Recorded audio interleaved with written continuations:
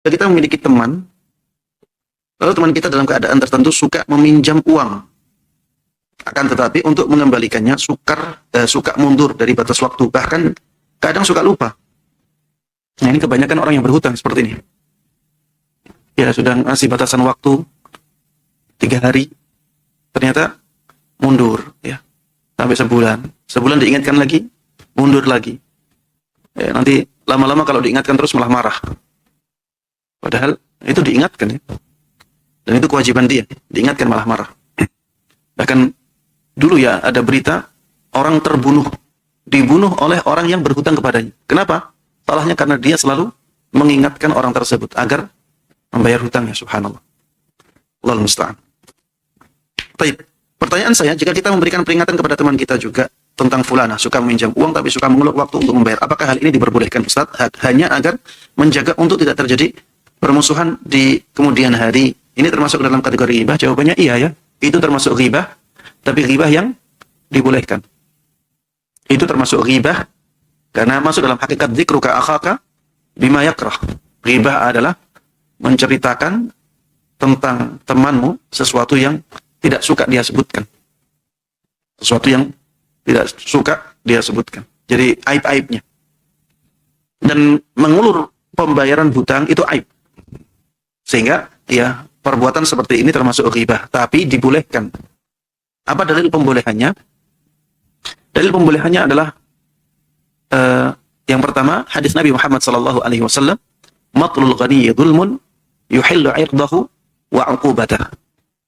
Tindakan orang yang cukup, ya, dia mampu membayar hutangnya, dalam mengulur-ngulur pembayaran hutangnya itu adalah bentuk kezaliman yang menjadikan kehormatannya dihalalkan, begitu pula menjadikan dia boleh dihukum. Menjadikan kehormatannya dihalalkan itu bagaimana? Ya, dirusak. Dengan cara tadi, disebarkan aibnya. Aibnya tentang mengulur hutang, bukan aibnya yang lain, ya. Aibnya dia tentang ngulur-ngulur hutang sukanya. Ini aib, boleh untuk disebarkan. Kemudian dalil yang kedua adalah dalil kaidah maslahat, ya. Menyebarkan aib orang yang seperti ini, maslahatnya lebih besar. Yang saya maksud sebagai aib adalah aib dia tentang mengulur pembayaran hutang, bukan aib dia yang lain, ya.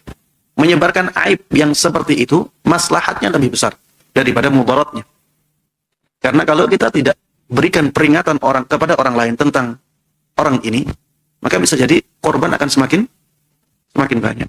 Padahal syariat itu memerintahkan kita untuk menjaga harta, memerintahkan kita untuk menjaga ukhuwah, ya. Coba bayangkan kalau orang yang seperti ini bebas berkeliaran dan kita tetap harus menutup aibnya. Nanti akan semakin banyak harta yang sia-sia. Nanti akan semakin banyak, ya, harta yang dipermainkan. Dan akhirnya akan banyak percekcokan, pertengkaran di tengah-tengah kaum muslimin. Makanya ya Islam membolehkan yang seperti itu. Islam membolehkan yang seperti itu. Walaupun sebab dia tidak mampu membayar adalah keadaan dia yang miskin. Bisa jadi, ya. Bisa jadi orang tersebut sebenarnya nggak bersalah.